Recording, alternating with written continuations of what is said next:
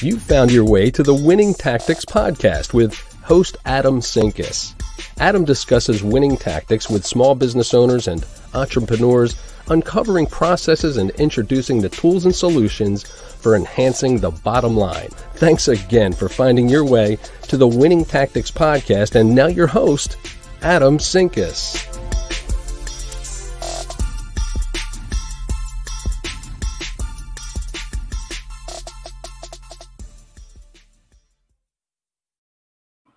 All right, welcome to another wonderful Thursday of the Winning Tactics podcast. It's been an exciting week this week. Officially launched my podcast, so all of these live episodes are slowly but surely making their way onto my official podcast stream, hosted by Anchor FM. Find me on Google Podcasts, Apple Podcasts, all of your major podcast platforms. So exciting there because this is turning into like a real thing. Also excited because I get to announce my first affiliate partner. So I had a great call with a good buddy of mine, Bob Sager. If you have not connected with him on LinkedIn, it is worth every minute of your time to go connect with him.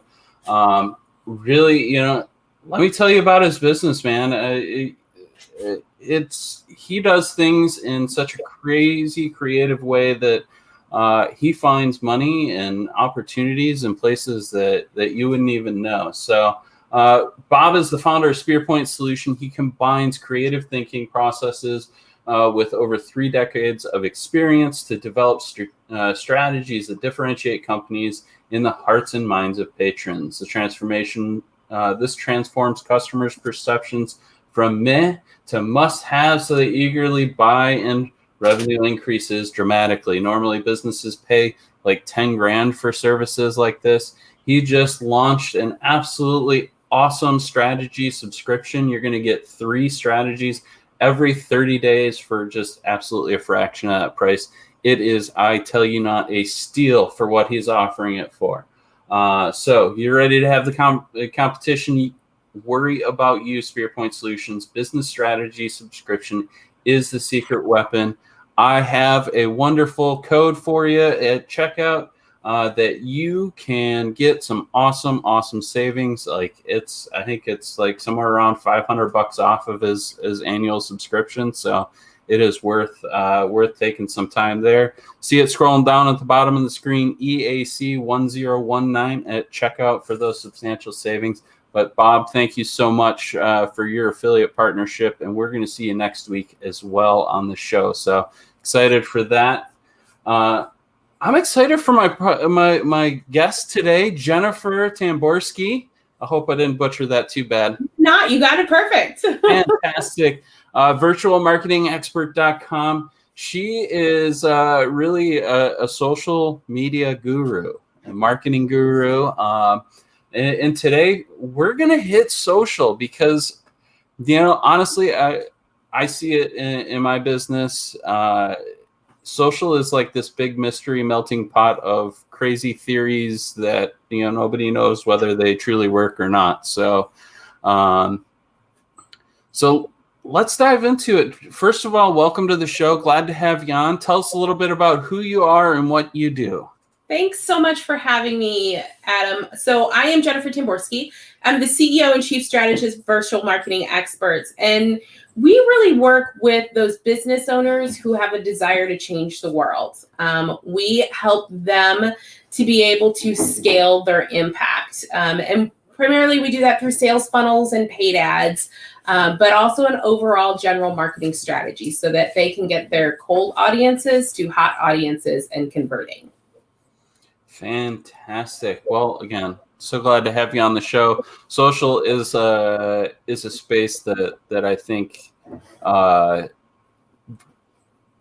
it deserves some attention because it does. Yeah. I don't know about you, but I'm in about probably 15 or 20 like small business, medium business like groups on Facebook, LinkedIn. I wish if you're listening to this, LinkedIn, take note.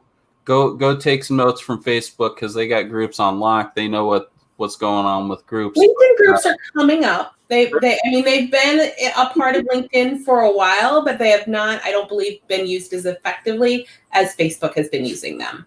Yep.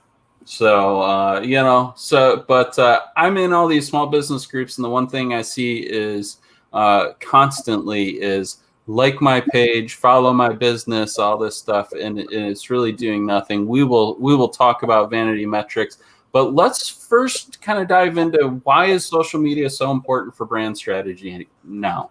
Well, let's just think about where we're at in the world right now, right? We're in the fall of 2020.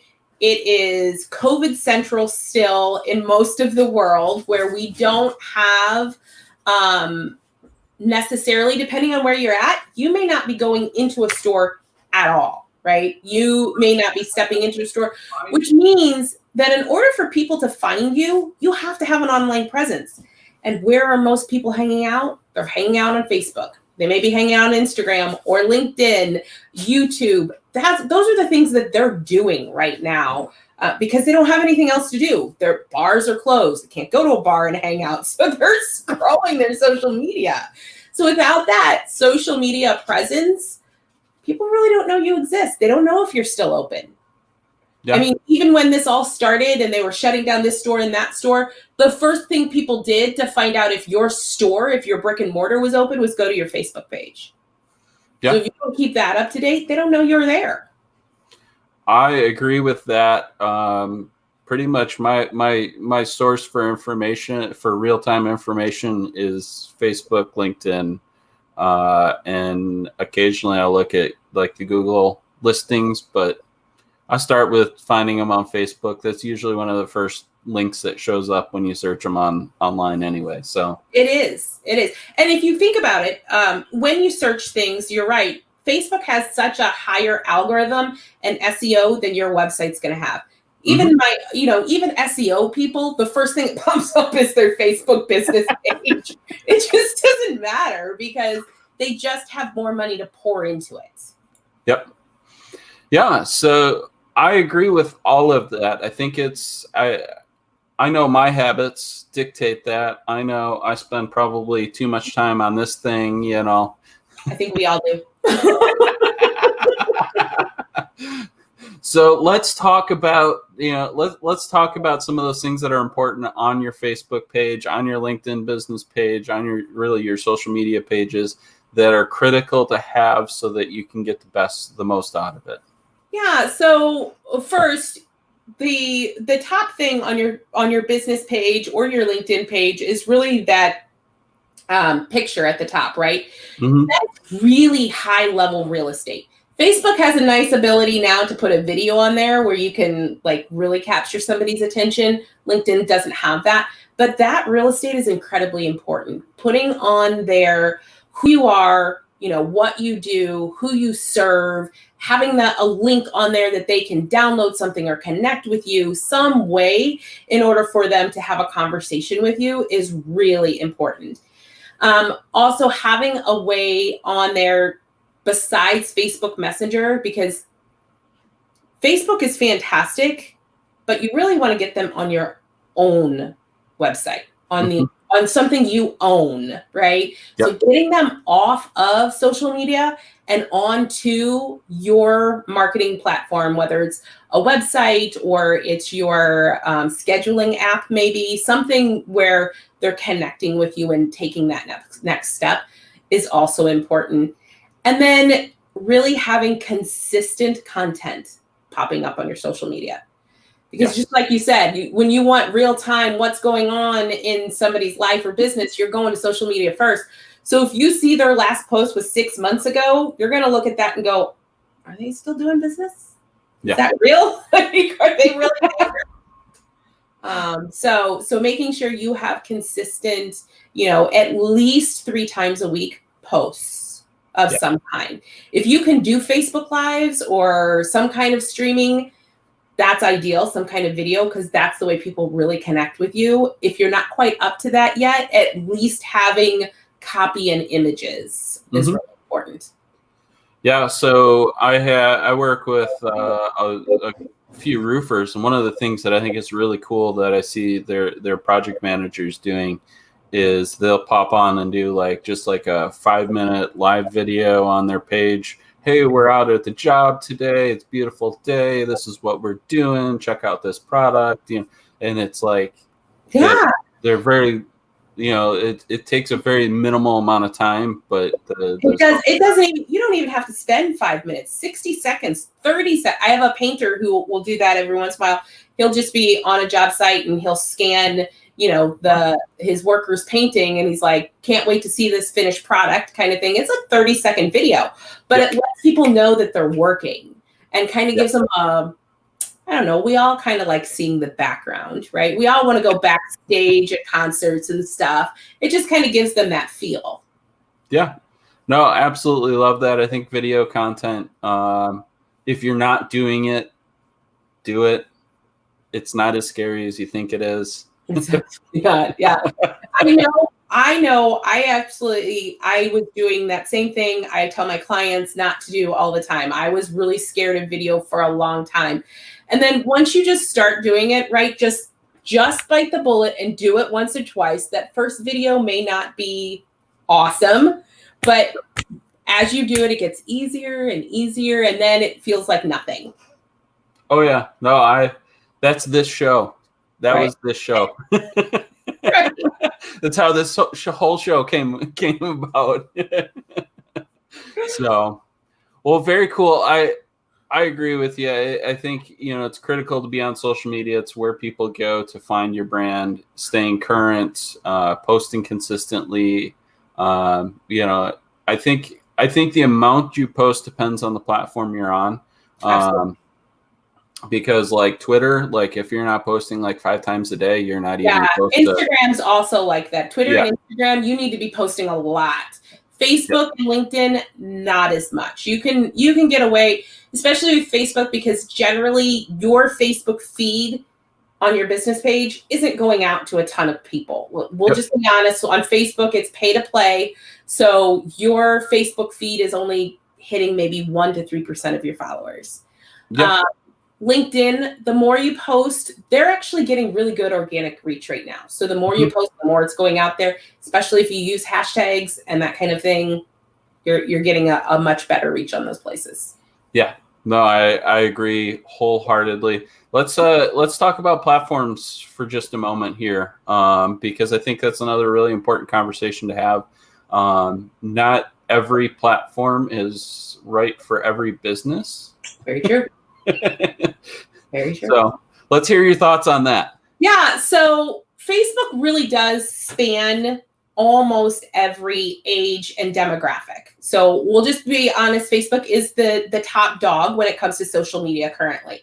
Well, if it stays that way, that's a whole different story. But currently, so you can hit just about every age and demographic there. Now, that being said, if you're a business to business kind of person, like if your ideal client is another business, Facebook may not be where they're hanging out, right? They may have a business page on Facebook because their customers are there, but that doesn't mean the decision maker is hanging out on Facebook.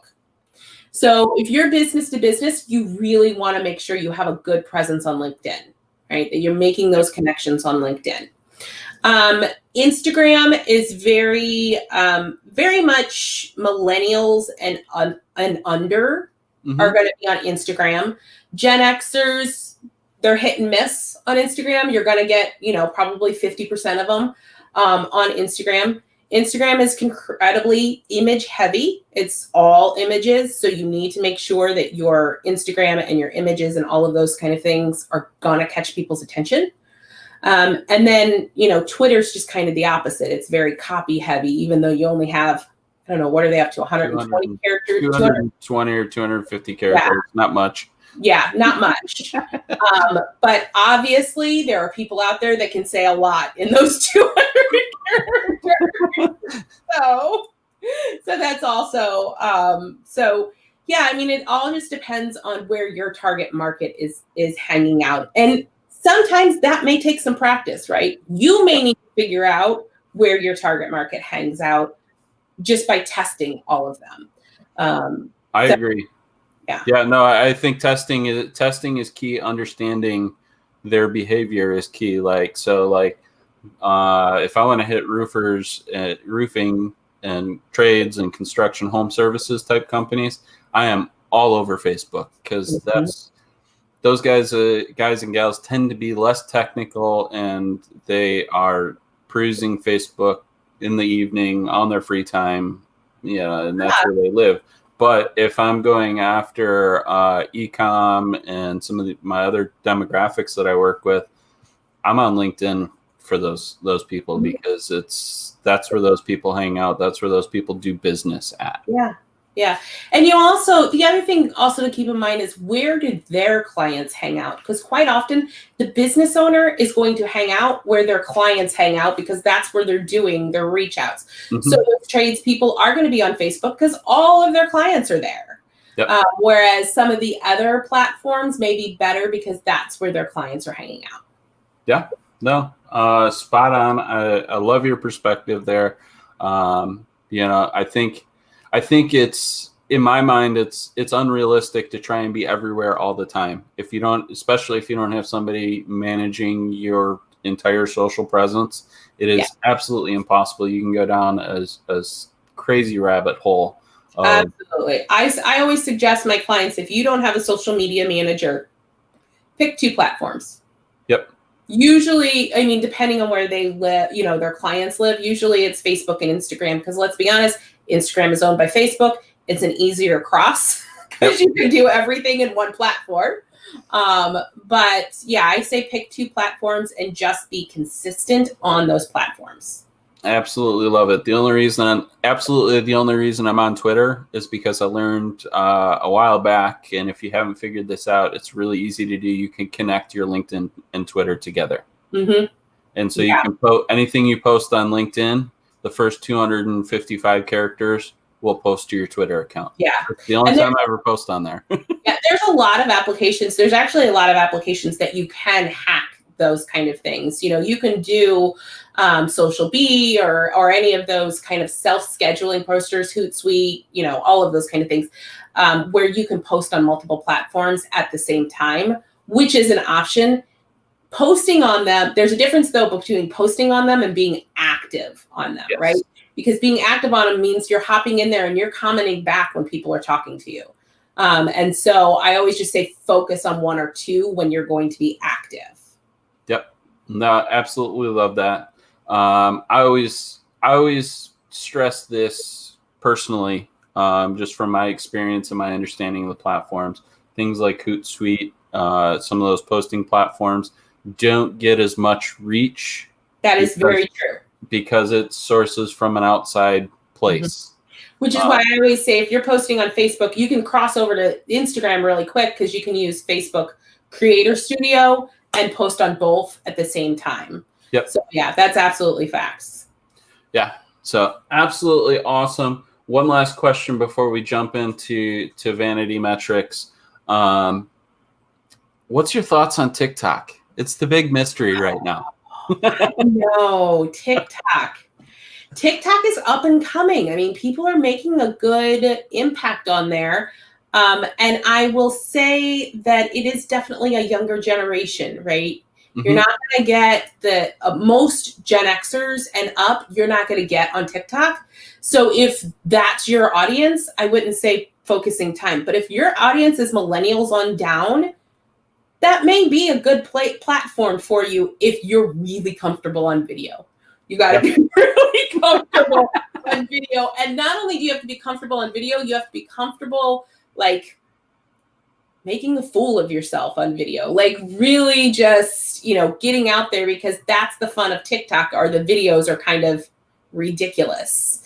So, but it is definitely an option. If, like I said, I had a coach I was talking to a while back, and her demographic was like 17 to 25. And I'm like, oh, honey, you got to be on TikTok. And she's like, do I really? I'm like, yes, you do. I'm sorry. That's where they're hanging out. Yep. No, I think the challenge with TikTok, at least for me, is you have to be entertaining in your video content. It's less informational. It's more. You got to grab your attention. Yep. So, well, very cool. I always ask that question when I talk social media with people because everybody has a very, very different opinion on it. So Gary Vee is like, he hammers in like that's the platform to be on right now. It's absolutely if your demographic's there. But if your demographic is not there, like if your demographic, let's say you're a roofer and your demographic is a homeowner, they're generally going to be a certain age range. Yep. And, if they're 45, they're probably not on TikTok. So don't worry about it. I agree. If your demographic is 25, you're going to want to hop in there. Yes. So let's jump into this because I think this is a conversation that can't be had enough times. So for those of you that aren't aware, vanity metrics are things like likes and follows and reach numbers and all that kind of stuff that you see a lot of times people just absolutely like, go like my page, go follow my page, whether you're the target demographic for their customer base or not. Yeah. So let's talk about vanity metrics. So the reality of vanity metrics. So that vanity metrics span beyond just social media. It's also your email list, right? Yeah. Like those are people say I have 50,000 people on my email list. Well, that's great. How many people are buying from you? That's the reality. No matter whether you have 10,000 people on your Instagram, you're an influencer because you have that check mark, you have whatever those things are. If you're not actually selling anything to those people, it doesn't matter.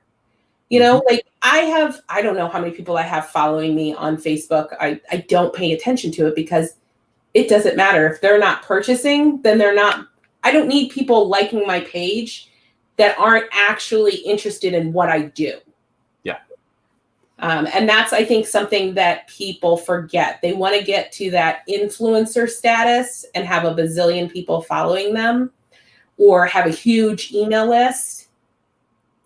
But if who was it that said this? I think it was Russell Brunson that said, if you have 100 committed people, you can make 7 figures. Yep. All you need is 100 people that love you and follow you and love everything you do and respond and all of those things, purchase from you. That's what you need. The huge lists or the huge follows, all of that kind of stuff. It just doesn't matter if they're not people that are actually your target market. Yeah. I think it's interesting because that is like the first thing that I see especially young business owners chasing is, and I see it all the time in the groups. They're like, "Oh, go like and follow my page," and I'm like, "Why?" I've had the conversation, and I get into it with a lot of the non-legitimate social media marketers out there that make our job challenging. Yeah. I wouldn't even necessarily call them non-legitimate, but their metric is getting followers. That's how they prove their ROI. Well, we got you 5 bazillion followers, and that's their job. It's just understanding the business owner, understanding whether or not the followers they got them are the followers they need. Yep. Yeah, I guess, yeah, not the legitimacy, it's the method, right? The approach, right? Yeah. So that really goes into like brand strategy and knowing who your customer is. How do you approach new clients and talking and having that kind of who is your customer conversation? I have a lot of questions about their customers, right? We have a whole form that we go through and talk to them about.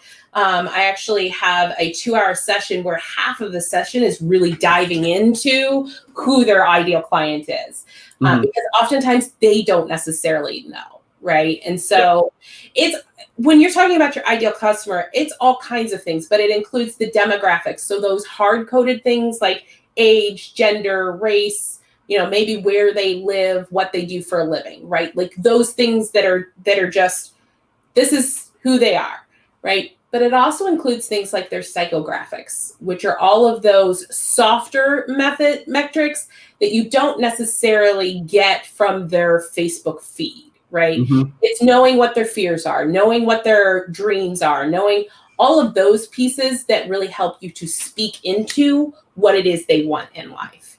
And those are the two real, like, important things when it comes to the start of your audience, is really understanding that. The demographics alone tell you where they're going to be at on social media. Age, gender, that's those two things are going to tell you primarily what it is and what they do, right? Those three things. Yep. Primarily where they're going to hang out. And then all of the other things kind of just play into that on how you talk to them and how you really get them engaged. Yeah. No, I couldn't have said it better myself. To me, the whole ideal customer thing, you ask people who's your ideal customer, and they go, "Well, I'll work with anybody." Mm-hmm. Okay. Yep. Great. This is my comment: when you work with anybody and everybody, nobody listens. Yep. I would agree with that. And so I like that you talk about, diving deeper into who they are from a psycho-emotional standpoint. Yeah. Because I think that's really, really important, right? I do talk to most of my roofing clients a lot differently than I talk to my tech clients. Oh, absolutely. Because they are two very, very different animals. Absolutely. And my coaches, I tend to work with coaches a lot. They're going to talk, a business coach is going to talk a lot different than a health coach is, or a life coach, or somebody who works on confidence. All of those things, how they're talking to their clients are going to be incredibly different. So being aware of that really makes it easier for you to get those ideal clients into your funnel. Yeah, no, I agree with that. Let's talk a little bit about posting strategy from a needs standpoint, right? So I'm a firm believer that sales happen because you can build trust and you can solve a problem for somebody. Yeah. And obviously knowing who your customer is an important piece of that. But once you know who your customer is, how do you start kind of developing that strategy so you can attack their needs? So when you know what their problem is, right? What the customer is, what the problem is, and how you can fix that problem, right? Because that's the whole reason behind our business. We have a product, service, or solution that helps them with their needs, wants, and desires. And so when you have that, it's really speaking into what their pain points are. Like, what is their problem? And, one of the things, and I know we're going to get into ads in a few minutes, but one of the things I love about ads the most is because it's interruption marketing. Mm-hmm. So there's two kinds of marketing, right? There's search engine marketing and there's interruption marketing. Interruption marketing is kind of like watching TV before Netflix when you had ads for McDonald's popping up, right? Yep. It's the same thing. And so people are seeing your ad. They may not even know they have the problem until you call it out. Mm-hmm. And then they're like, oh, yeah, that is a problem. And then you are able to then speak into not only what their problem is, but what the solution is and how you can help them fix it. Yeah. No, I absolutely love that. I think it's so important that we identify, I always target like 3 to 4 different problems that a company can solve. And sometimes they're related, sometimes they're not. And that's always kind of where I start my trajectory. Yeah, it's always good to have at least 3 calls to action, right? 3 things that you can fix for them. So that's usually like the top of your funnel, right? Those 3 pieces. And then they all lead down really to the same one solution. They do. They do, yes. That's pulling back the veil a little bit, but that's the reality of it. But it is the reality of it, and it's for every business owner, even the roofer, right? There may be different problems. They may have a leak. They may have had, maybe it's hail damage. Maybe it's whatever those 3 problems are. it all leads down to the same solution, which is a new roof. Yep. So. Yeah, no, it's just about talking people down that path. Exactly. And so I'm a big proponent of you should have short-term and long-term strategies for your posting, so that you're not just like, posting random stuff every single day that you hope connects. Yeah, like a content calendar is so important. I see people posting about them all the time, but really having a strategy, and it doesn't necessarily have to be, it is cohesive, but it doesn't have to follow a pattern, right? Like it's, correct. If you're the roofer, you don't need to talk about hail damage this week, leaks next week, whatever. You can really talk about maybe hail damage for a month, or you can talk about the types of roofs, yep. Right? You're really wanting to educate them on either their problem and the solution, or you're educating them just on what you do and how, what your business is. Yeah. Well, that's exactly right. It just needs to make sense from day to day where you're going. Yeah.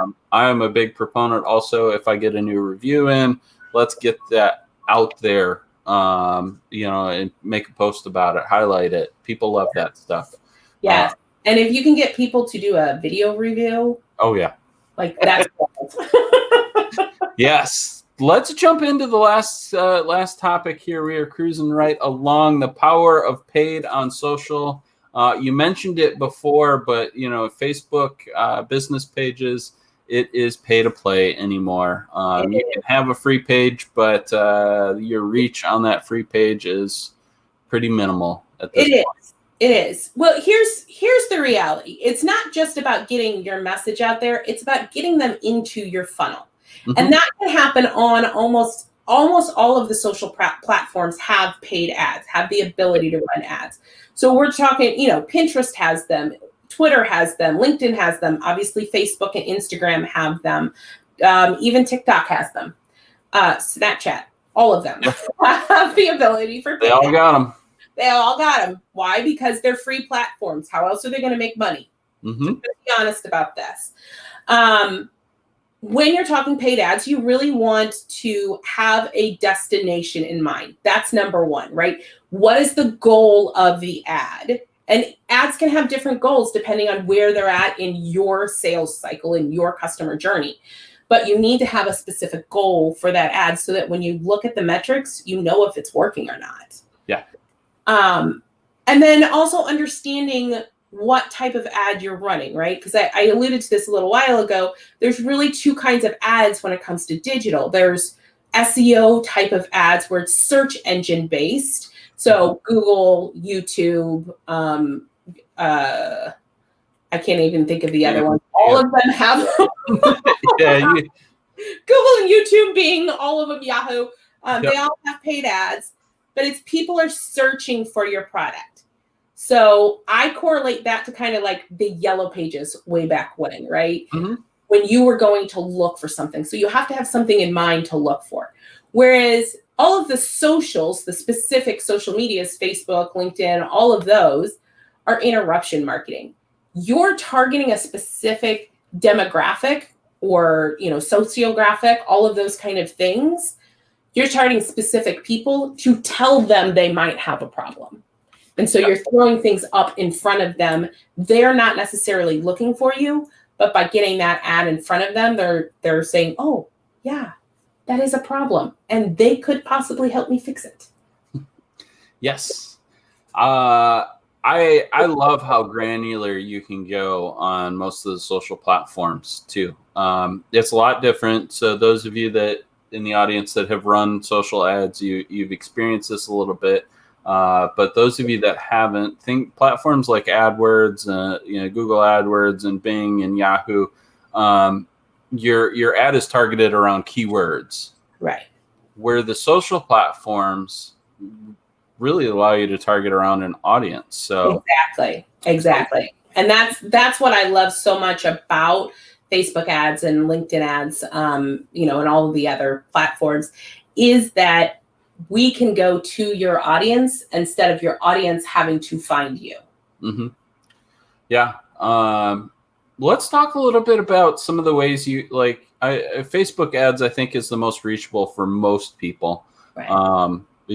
From a price standpoint, from a usability standpoint, and from just a broad spectrum where my audience is at approach. So let's dive into Facebook ads just a little bit to kind of pull back the veil on that. When you're setting up a Facebook ad, I know there's like several different approaches you can take, whether it be trying to push them to a page, to follow a post, to like a post, to like your page. Yeah. What are your thoughts on pushing paid ads to follow your page or follow a post? So I think there's three standard ads types, right? There's the engagement ad, there's the conversion ad, and then there's the sales ad, right? Those are the three levels of ads, and there's various other ones, but those are the big overall ones. I look at engagement posts as a way to continue to warm up your audience, right? It's just like having a podcast, right? You're putting information in front of them. You're really kind of engaging them, getting them to talk to you, whether they like your business page or they like, that post, whatever. But for instance, if you have a video, right, it's a 5-minute video, and you have people that have watched 4 minutes and 50 seconds of it, pretty engaged with you. So you can then retarget them to get them into your funnel, which is the conversion ad, right? To get them to your email list, to do all of those things and work them down your funnel. And then the last one is also the sales ad. And so that's really pushing sales, whether that's e-commerce or that's, you have a service or product or service. Those are the third type of ad. And so I think each of them have a purpose. And if used in the right manner, the three can really make a benefit in your business. Yeah, no, I absolutely agree. I think a lot of people chase the follow ad, an ad to follow a post or follow my page in hopes that they'll just expand an audience, but don't necessarily target the right way. So let's talk a little bit about targeting strategy. What are some of the ways you can target on Facebook and on just in general in the social platforms? What are some of those buckets? So you have a couple. There's lots. Actually, on Facebook, it's incredibly detailed. Like you can get down to the minuscule on Facebook. LinkedIn is still up and coming in that. It's still working on some of those processes. So obviously age is a huge one. Your demographic, your age, your gender, maybe where they live if you're hyper-focusing. So if you're a roofer and you only want people in a 50-mile radius, you can definitely focus on zip codes, that kind of thing.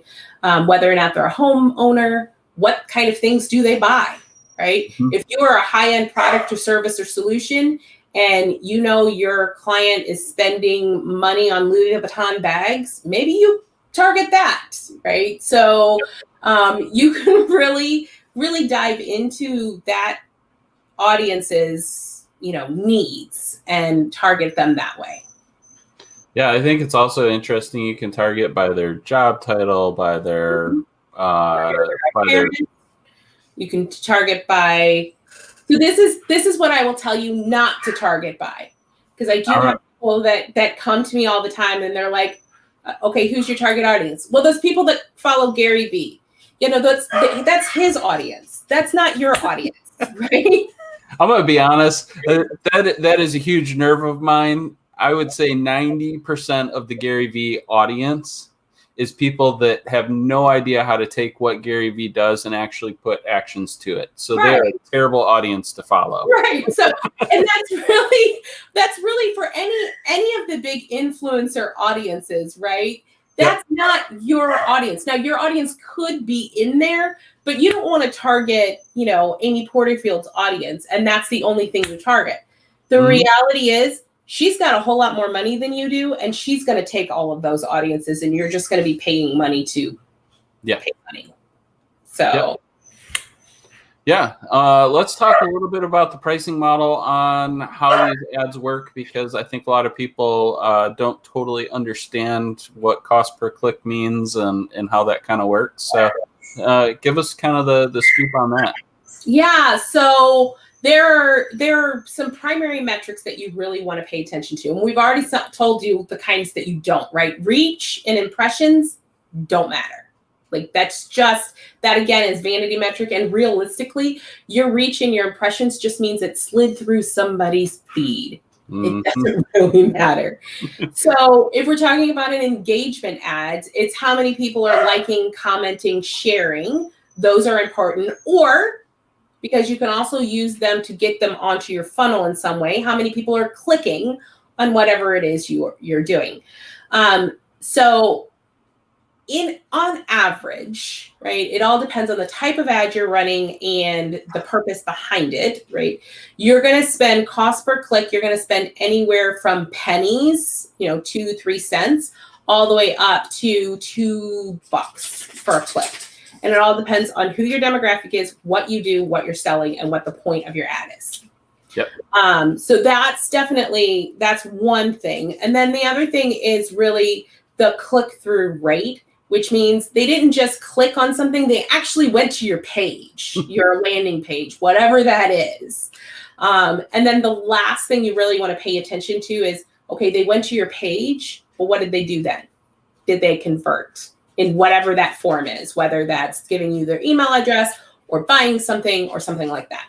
Those are like the 3 top metrics that you really want to pay attention to know whether or not your ads are working. Absolutely love it. I think another one that we kind of mentioned earlier is ROI, return, right? Mm-hmm. Yeah. Marketing is great, but if you're not seeing any return money on it, then it's not so great. Absolutely. And that is something, so I always want to counsel people when they're looking at whether it's paid ads or just marketing in general, there is a time on how long it takes for marketing to work, right? Yes. Marketing always works depending on how much time you give it. So when you're hiring a marketer or doing it yourself, put a time block around it. Talk to the marketer that you're hiring on what's realistic, right? Is 2 months, 6 months, 9 months, 12 months, what's realistic to get the ROI you're looking for out of it? And then, here's a secret about Facebook ads that people don't really like a whole lot, which is going in there every day and looking at your numbers is not going to do anything to you except drive you bonkers. Yes. So Facebook takes time. It takes at least 3 days before you get anything on the numbers. If you've never run ads before, it can take 30 days before you get a conversion. Like it's just, they have to season the pixel. It's just running. So it does take time, and realizing, depending on where you're at in your marketing, that this takes time to evolve into a real comprehensive strategy. And then it may not be the ads that aren't working. It could be somewhere else in your funnel that's not working. Yep. So. No, absolutely agree there. I think I've experienced it and had plenty of conversations around it. I'm sure you've done the same. People do not realize that if I turn marketing on today, that I'm not going to see results tomorrow. It's the reality of it. If you've never marketed before, you need at least 6 months. I'm just blatantly honest. At least 6 months. Sometimes, depending on what you're doing, it could be up to a year.